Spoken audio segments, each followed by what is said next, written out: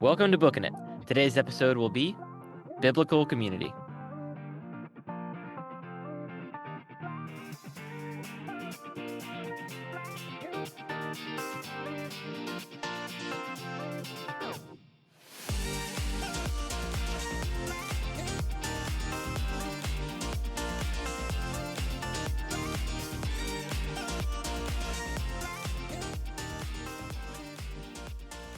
Hey everyone, and welcome back to Booking It. I'm of course your eloquent host, Cooper Cobbs, and joining me today are two of my very good friends, Mr. Matthew Killingsworth, Howdy. and joining us all the way from Albania, Mr. Tanner Lewis. Howdy, folks.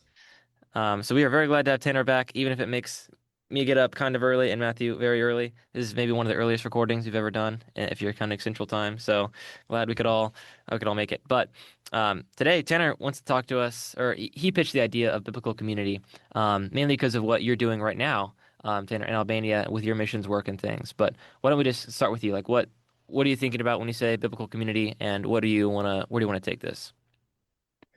Yeah, well, first of all, it's nice to see you both again. Um, uh, of course. Um, uh, Oh, you too. from all the way away. I feel like we haven't talked in a long time. Yeah. Um, uh, Secondly, where I'm coming from on this biblical community thing. Um, uh, First of all, for all of our listeners that don't know, I'm currently a leader for a study abroad missions trip, is the best way to describe it. And we are pioneering a new way to do school. And part of that is building community here. And so yesterday I was in a Bible study with around 10, I'll say students, but they're all our age. And we were talking through Acts 2, and I had three people that had never read um, uh, the Bible, like that have like just become Christians like 5 months ago, Hmm. right? And so this is their first time reading Acts, and so we're reading Acts chapter 2. And then I have people that are pastors' kids in the same Bible study as we're talking through this. And there was a ton of stuff that came up in that discussion of Acts 2, but I was kind of interested in the discussion of what biblical community looked like because you see a lot of that in specifically verses, I believe it's 37 through 47, if I'm remembering that correct. Chapter 2, verses 37 through 47. And it it You mean primarily talked 42 through 47? 42 through 47. Thank you. See, this is why we have Cooper who Well, can I flip no, through. that's I just pulled up it on Bible Gateway, so no points for me on this one. Do we want to Oh, read that real quick for Yeah, context? go ahead, Matt. please, if you have it pulled up. I'm trying to I pull it do. up, but my mic's in front of my face. And they devoted themselves to the apostles' teaching, and the fellowship, to the breaking of bread and the prayers. And awe came upon every soul, and many wonders and signs were being done through the apostles. And all who believed were together and had all things in common. And they were selling their possessions and belongings, and distributing the proceeds to all as they had need. And day by day, attending the temple together and breaking bread in their homes, they received their food with glad and generous hearts, praising God and having favor with all the people. And the Lord added to their number day by day those who were being saved. Yeah. So I think that something that I'm thinking about right now is that like my team right now is the church in this area to some degree, right? Like we're doing that. And so I'm thinking about, okay, whenever this group breaks up in however many months or weeks we have, for some of them, they have a few weeks, for others, they have a few months left. But like, what does it look like to be able to go and find biblical community like that and be able to create and center that? Because for a lot of them, even people like even as they're going to the church, they don't feel like they're getting all of this out of the churches that they're going and visiting, and being able to, I don't know, create that space. So I kind of wanted to open up the floor and see what y'all thought about like what have been y'all's experiences since moving away from home and going to college. Like, how are we building and finding biblical community? Real quick, just for clarity, Are you talking about when these people on your mission trip go back home? They're talking about back home in America, they're having trouble, or they're talking about while they're on their trip? I think so for me personally, I'm in the point of like I'm building that community here for them to some extent as the leader on this trip, right? So in some aspects that kind of rests on the leadership team for us to be able to create that space for us to be able to have time set aside to be able to pray, and have time set aside to be able to go through the Bible and have Bible studies. Like even when you're on a mission trip, you have to be intentional about that kind of stuff, right? Otherwise, you just slip into apathy. But when you just said that they were having trouble finding that, Yeah, you were referring to back home. yeah. There's also that, and I'm not speaking for all of them, but I have had a few conversations that have Okay. like I struggle with my community back home because I feel like here I have a lot of stuff, but back home I have nothing. And so Yeah. how do I build that community or how do I find that community? Both Yeah, and. that makes sense. Yeah. And anyways, I think that I recognize that I was kind of blessed to end up where I did, or to be born to the family that I did, because ideally when you have Christian community, you have like everything's Christian. You have a family who's Christian all the way. All your close friends are Christian because you go to a Christian school, or you're homeschooled, you're private, whatever it looks like. Even Christian public schools when they had those hundreds of years ago, or they were more Christian. And then you have a church that's just the center of your spiritual life. And you have friends there, and you are being nourished there, and you have a community there. But at the same time, like these new Christians who just became Christians, like they've never had that before in their life. And a lot of people, like Matt, you're not at a Christian college per se, although I think you do have a really good community from what I've heard there of Christian guys. So to hear kind of how that goes. But like for me, like I'm at a very small Christian private college. I have a very good local church that I attend. All the people that I'm constantly interacting with are Christians. And like in many ways, this is something that as a campus we've been praying about too, is like how do we reach the community better? How do we, go out that way better? But for me, it just starts with I don't know, this isn't maybe not adding much to the question, but as a layer of context, I'm just very grateful to have grown up where it just was kind of a given where most things in your life were Christian and a bit centered around the local church though. Yeah. Yeah. I feel like to add on to that, like us three in this call have been very blessed to have grown up in the families that we did and then the environment that we did. And it's only been in the past year that I've really like realized how much I took that for granted to some act like in a lot of ways Hmm. because that's not a given, right? Like that's truly a gift, something that we were blessed with, and that's not a given in the world.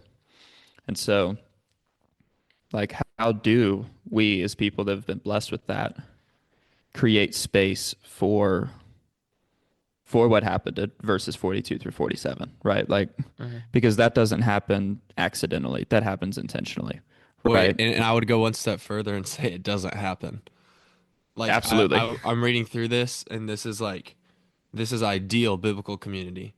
And this is like in Paul's mind, not even saying here's the perfect standard, strive for this. He's saying this is just what happened.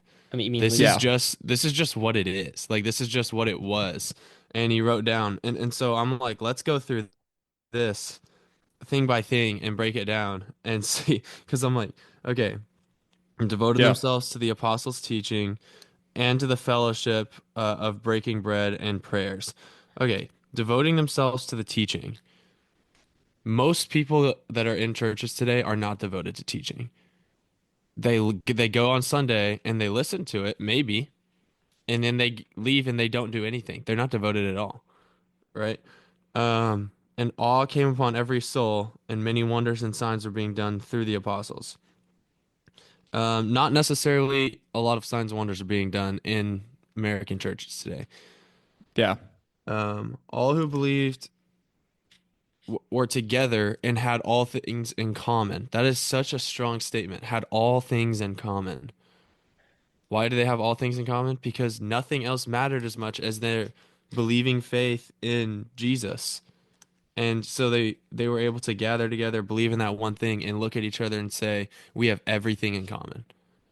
Hmm. And we definitely don't do that today.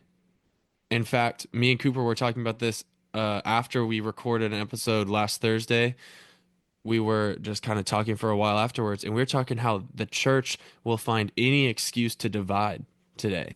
They'll Yeah. divide over and over, and they'll keep splitting over tiny little issues. And that is not reflective on this verse that they had all things in common. And so where me and Yeah. Cooper got to last week was like, yes, there are some big salvific issues, first tier issues that you probably can't worship together if you have differing opinions on something like that. But for most of these things that we have disagreements about today that are really opinions or preferences, we do not need to split off and separate ourselves from the whole church because we're supposed to be having all things in common. And then, Yeah. okay, here you go. Verse 45. And they were selling their possessions. Okay, stop right there. Forget about even the reason why. Nobody's doing that. But why? They were selling their possessions and belongings and distributing the proceeds to all as they may have need. A lot of times people aren't even willing to give their extra to people that have need. And some people do, don't get me wrong. But not everyone is generous. And it's also not only the job of the rich to be generous. It's not only the job of the wealthy to be generous, it's the job of all of us to be generous. Because if I'm not generous now, if I'm ever wealthy one day, who's to say I'm going to be generous then? Because I'm Yeah. not practicing that right now. And so, but this is saying not even just your extras. He's saying someone else needs something and you've got something you don't need, sell it and give that to them so they can be taken care of. Take care of Yeah. a brother. Day by day, attending the temple together, breaking bread in their homes. They received their food with glad and generous hearts. Food, I'll say we don't have a problem with. We got food at everything. We got donuts at church. Yeah. We got coffee at church. We got dinner nights for Bible study. Food, I think we're pretty locked in on food. Shout out to the American church. Praising God and having favor with all people. Um, yeah, I mean, Yeah, ideally a because church praises evangelicals God. are the most loved people group in America. Yeah, Although, yeah, I mean, yeah. there's an interesting paradox in the New Testament of like having a good relationship with outsiders and also being a given that those very people, or at least people outside the church, are going to persecute you. So like this is weird tension all Yeah. over the Yeah. place. But Well, yeah, because we're called to be persecuted because it's a guarantee that they're gonna persecute us, but we're also called to show them the love of Christ constantly in Yeah. persecution. I also think that that word favor is one that is translated to grace out of the Greek. It's favor or grace, if I remember correctly. mm, I could be pulling this just out of nowhere, but very possible. But yeah, yeah. I think I Worth think looking up. no. I think something interesting to Yeah. consider with this passage, it's not as well, it may be kind of irrelevant to us. Um, how normative, like you were saying, Matthew, earlier, like is Luke saying that this is, Luke is a historian, he's documenting things. He's like, this happened. And obviously, like this was nothing bad is happening here, right? But the question is, how normative is that for the church, today, basically? Mhm. Of course, like we can replicate a lot of this. Like, what's the apostles' teaching? Well, it's the scriptures. Like, we can devote ourselves to the scriptures and the apostles' teaching to the scriptures. Fellowship. We have Christians among us. Breaking of bread and prayers. We can do meals together. We can celebrate the Lord's Supper together. We can pray together. So like these things happen. Yeah. Does Luke and do Peter and all the other apostles of this time? Do they want all of the churches always to have all things in common? And maybe I think that we just probably read this anachronistically through like a fear of communism or something like that. I probably agree. Like it maybe it probably didn't look like communism, but it was just a very a willingness to meet any kind of need in the community that Yeah. arose. So. And of course, like, we don't have the temple anymore, so we can't attend the temple together. And they were Jews and we're not. But beyond that, I think that what Whoa, this whoa, whoa, passage, whoa, Cooper, our bodies are the temple now yeah, yeah. Well, I'm because the saying like, whole Yeah. our bodies are the holy of holies. no, I agree. I'm And so great. how many people are actually attending the temple daily, as in assessing their own spiritual personal needs every day? Not a lot. That's fair. Yeah. But I think what's key in this passage too, though, is that their community was centered around the church too. Um, and so, the apostles' teaching, the breaking of bread, the prayers, all these sorts of things. They gathered together in the temple together, breaking bread in their homes. Yeah. All these sorts of things. Their community was centered around the local church. So I think that is key. That finding a good local church is just unimaginable. Like Yeah. it is the means by which God brings us His grace and all these Yeah. things that are being mentioned. I think going back to what you were saying, Matthew, I love that take on the temple. I think that also we could take another take on the temple is that's the brick and mortar church, right? Like if we're gonna meet together, you and me and a bunch of other of our believing buddies, and we're going to have like we're going to break bread, we're going to open the word, and we're going to praise in in my house, and then we go to the church afterwards, right? Like I think that's another way to phrase that. But even more than that, I think it's the act of, okay, we're going to live life together in this way, and we're going to approach the throne of God, the temple, in this way as well, and we're going to do this together as a community, not individually, like not just individually, right? Like we're not in this alone as we're attending the temple together, right? As we Yeah. approach the throne of God. Yeah. Mhm. Also, I did look up the favor thing. That word is grace, Okay, good. charis, Yeah. and that. So I think that's a better way to take that. Like to reframe that verse. Like whenever we're looking at having favor with all the people and having grace with all the people, right?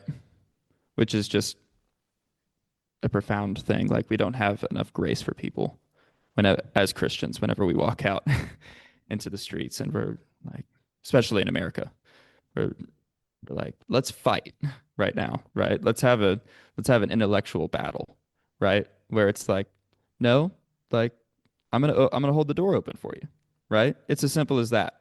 But it it takes intentionality. I think another thing, just like practically, I think so. If we're going to take this passage and say, you know, okay, key to biblical community is the local church. I think that then the local church has um, it can do several things to create a good community around the scriptures, around the apostles' teaching. Um, um, I think that involves like, okay, what kind of prayers are you singing? What kind of songs are you singing? What kind of sermons are being delivered? How are you intentionally having fellowship together? Are you letting that person who sits in the back, always just sit in the back and then leave? Um, are you doing things to establish community outside of the church? Fellowship groups or Bible studies or Sunday school, that kind of thing. So I think there are several ways in which the local church can intentionally do things that create that help facilitate a biblical community for sure. Yeah. So how much of that is on the church and how much of that is on us as the ecclesia, as the church? Mhm. I think it's a both and. I mean, I think to times in my life where I've experienced the best biblical community, it's because each individual was committed to devotion. Um, it's because each person was committed to personal holiness and was eager and excited to do that with everybody. However, the local church is also one of the places where God makes us more holy and creates this devotion in us. So I think that it's a both and. I think that clearly the local church and the local minister, the prayers you sing, the psalms, the hymns, the Lord's Supper, all these things are designed to, if received properly, create a new holiness and to make you more holy and to create a new devotion. And that when several people all do the same thing and bring the same, bring faith, then biblical community arises after that. Yeah. It's just something I've been wrestling with personally of like how do I like because like as a believer in a community of believers here right now in my situation, the temptation is as a leader, like I can mandate certain things, right? I'm like, we all show up now here, right? Like I have that amount of authority. But on the other hand, whenever it comes to creating a biblical community, I don't want to mandate that, hey, we show up right now and this is what we do, right? I want to be able to create space. And I'm just like, I'm struggling through how do I create space and invite people into that space? And how do I handle the people that don't show up whenever they're invited, not mandated? And I doubt that we'll get an answer to that here. I'm sure this is Yeah. something that people have struggled with forever. But I mean, it's a hard thing. It's a hard thing to be in a place of like, I just want to be able to, like, if we're going to use the temple as like just a metaphor for God's presence, like, if I want to bring people to the temple right now and usher them into the presence, how do I create space for that? Right? And how am I You kind? said creating space a lot so far as conversation. Do you know what you mean by creating space? No, that's kind of why I'm asking the question. Like, what does it look like to create space, right? Because nothing happens without intentionality, right? I mean, any gym rat knows that you, like Matthew could certainly tell you this. I'm If you not a don't gym make, rat, bro. hey, but if you don't make space to go to the gym, then you're not going to go to the gym, right? Like if you don't wake up at whatever hour it takes to be able to go to the gym before your job starts, or not make dinner plans so that you can go to the So gym you're saying after your make job. time in the schedule? Yeah, there's making time in the schedule. I think that's a part of it, but there's also like, yeah, Yeah. Are you yeah, talking about like just be honest with me here. Are you talking about wanting to attract those people to church because you don't want to mandate it? You want them to want to come? yeah. I want Yeah. people to, I want, like, how do you model this is what this looks like, and how do you show, like, yeah, like, I don't want, and that's not even just church. Like, I'm thinking about, like, I'm in a temple of believers right here, right? Like, I'm literally sleeping and living in a church with other believers right now, and we're not doing a great job of creating space. And how do I? And when we do create space, it, yeah, people don't Well, want to come. So that's a okay. hard thing. Yeah. I have a couple thoughts that differ slightly from each other, but the first one is why not make it mandatory? Like you created space, as in made it optional for people to come on this trip. In fact, you actually made it more than optional. They had to choose to make monetary and large time sacrifices to go on that trip. Yeah. Why? To share the gospel and to be in biblical community and to learn uh, in a biblical community. And so n- making it now optional to go to be a part of that biblical community is um I don't know. I think it's Yeah. too many options. Like they signed up for Yeah. this and you guys are going to be either unsuccessful in your trip or just less successful than you would be if everyone was there. Yeah. And so I think if you were to just say right off the bat, hey, this we're all gonna meet up every week and do basically a church service kind of thing. Yeah. Or we're all gonna do worship time twice a week or whatever, you know, Yeah. you plan out the thing, but and then be like be there. And I think people will be there and I don't think they'll be mad to be there. Like they Yeah. signed up for this. And Yeah. if they are, have conversations with them as Yeah. they're still going. But I think like how can you not learn to love it if you're Oh yeah. showing up every week or every day, whatever y'all Yeah. do? And I think they'll learn to be committed, and if not, I mean, you know, Yeah. Yeah. it's not your job to force people to be committed to community. Um, it Yeah. is your job as a leader on this trip to support the building of that community Mm. and the shaping of it and the maintaining of it, but it's not your job to force people that are totally uninterested to be a part of it. I don't think it's crazy to make it mandatory. And what I mean by mandatory, not out of the law of Big Boss Tanner, but out of the Yeah. law of the Bible, like just out of Yeah. Absolutely. what we just read in Acts. You can read that to your people there and be like, "This is the way it's done. We're gonna do Yeah. what the Bible says." You know, that's not Yeah. crazy at all because I think the whole point of this trip is following in obedience and Yeah. close obedience at And that. I think two things to add on to that real Absolutely. quick. I think that you can marry the, command to be there and then also like not like okay, not okay, we're gonna play apples and apples for 2 hours. Like you don't have to do that. But you could say, all right, we're all gonna show up at this time, we're gonna hang out, these activities will be available, Yeah. or we're gonna be doing, a time of prayer, a time of scripture reading, have a time of Bible study, and then time of like flex time where we can just hang out. Like Yeah. marrying the inflexible and the flexible together would be really good. But then secondly, I think to Matthew's point, obedience to certain things can often inculcate a desire for that thing later. So, for example, all of us were, it was never an option for us to go to church when we were kids. Like it was just the law. You know, like our parents Yeah. were going to make us Yeah. go to church. Here we are now, after that, we're no Choosing to longer go under to the roof of our church. parents, choosing to go to church. So if you follow a law, just to use the word in a very broad sense, you're obedient to something, and that thing is good, and you live Yeah. life well under that law, which is what God's law is supposed to do to us, then Yeah. you should hopefully desire that law afterwards. So Yeah. Yeah. As far as what you were saying earlier, Matthew, about like the church services and stuff, like that's all obviously mandatory and all of that. Like we are on a trip. I'm thinking more outside of those spaces of like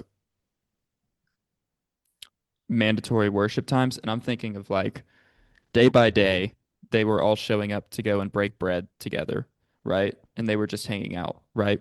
But that was like intentional, right? And Yeah, you should so just have like no phone meals or something. absolutely, that is something that was pitched yesterday and is being implemented Oh, but literally as we good. speak. I that's how you know. make stuff So intentional. Take the you phones away. Yeah. It's not harder than that. Yep. absolutely, I think also absolutely, yeah, if no, at the times if the things that are mandatory, you could create a desire for the things that aren't. So like when you're at church, just be like, hey, like as a Christian, you are called to be holy. The best way to do that is in community. Church is definitely like the primary way we do that, but also we do all these other things together that we wish you could be at. I don't know. That it's a delicate yeah, line between like creating a broad desire for community that extends beyond the church walls and also not just like marketing your next thing, your next meeting or whatever. And maybe those two things can go yeah, together. But I think, yeah, yeah. Uh-huh. And follow through is everything as well because you can say that you're going to do all of these things and yeah, we can talk about it around the table and then we can be like, what happened to no phone dinners? right, You right, know what I mean? Like yeah, lay down the it, law, yeah. yeah, exactly.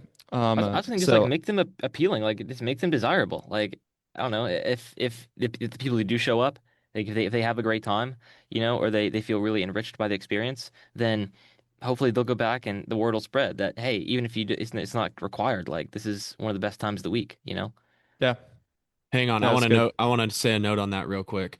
I agree with you, Cooper. Like, make it desirable insofar as, they show up and Tanner's there greeting them, showing a lot of grace, being welcoming. Everybody's talking of things of God and they're worshiping all together. That is desirable. But don't ever change what it is you're doing in order to attract people that True, don't want to do what you're doing. You true, don't need a Yeah, box of donuts to get people to come to church. If you do, those people don't want to come to church. So, right, right, let them make their yeah, choice.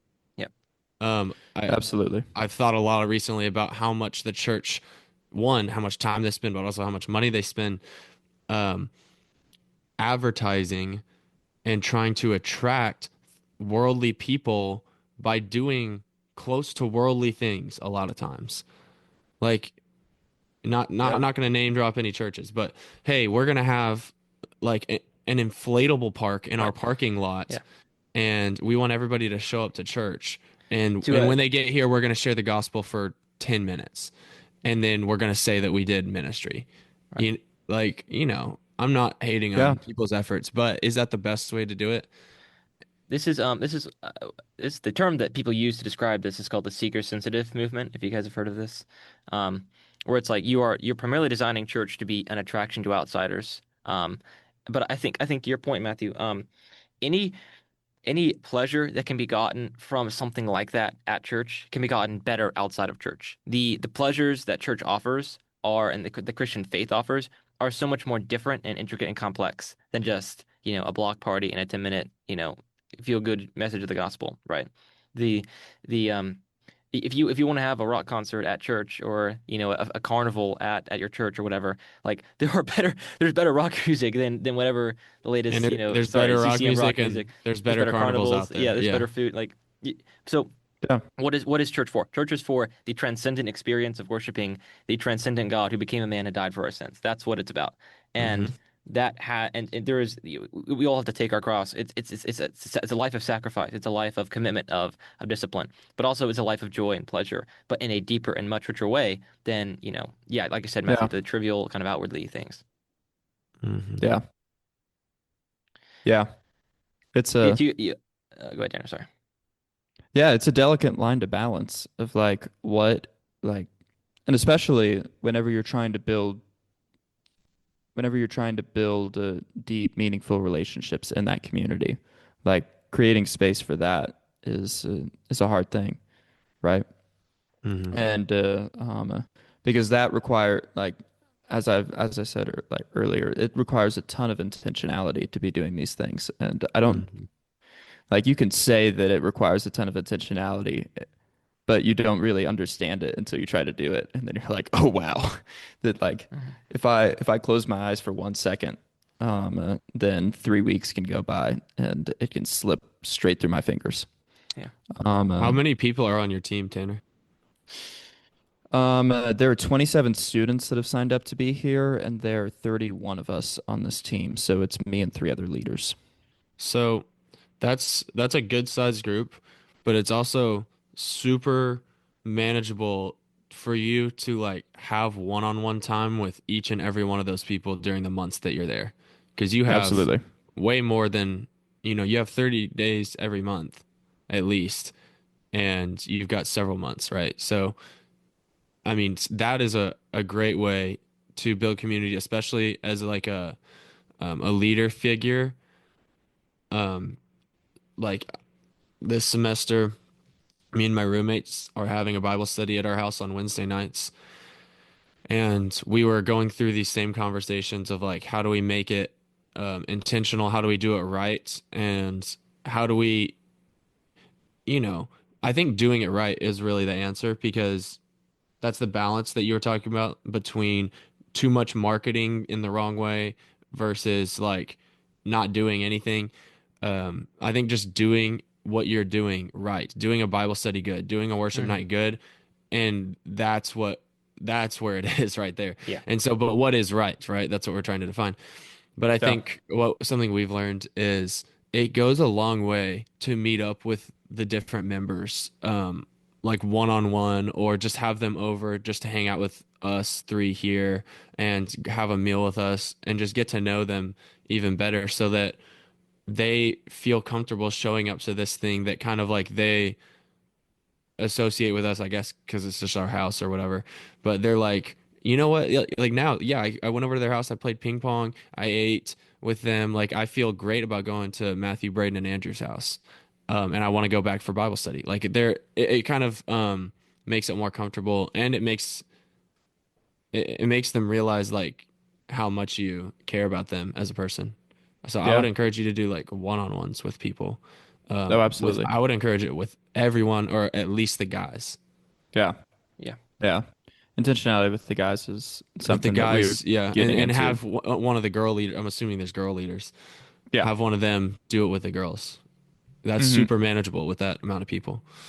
And Yeah. that's what a lot of the biblical community out, like extra church biblical community that I have an idea for comes from Sky Ranch because that's where I've spent a lot of time and they put a lot of effort into it and they do a really good job with staff ministry and intentionality and something that every department leader does for their department, all the way down to like the managers do for the counselors is one-on-ones with them almost every week.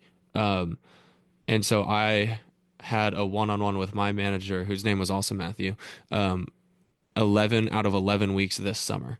And that Mm. really just helped me trust him. It really helped me walk me and my campers into times when he was leading a sermon or a worship or whatever. And yeah, so that's Yeah. that's one thing I thought of. That's good. That's really good. Yeah. All right. Anything else we want to Yeah. add to this? No, this was good. I appreciate all of y'all's ideas that we threw out. This turned more into a coaching session than a discussion, but I loved it Yeah, it is nonetheless. both. More of a brainstorming session than a coaching Yeah, yeah, session. We yeah. don't any of us know what we're talking about. Nope. We have no degree, 0 degrees. Oh, well, by the way, I'm trying to do a Theo minor though, so Heck yeah. I'll have a good degree. No, no, All right, an so Cooper will undergraduate. be leading the coaching sessions from now on. That's right. No, no, no. But you guys are all, in many ways, you guys have done more practical ministry than I have. So, yeah, it's good.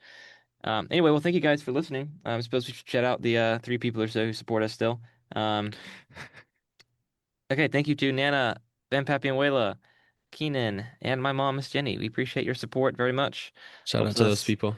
helps us, fly Tanner back from Albania every now and then to record. So, you can only Yeah, only because manage it we like once a year. I but- think that would break the Because we- budget instantly.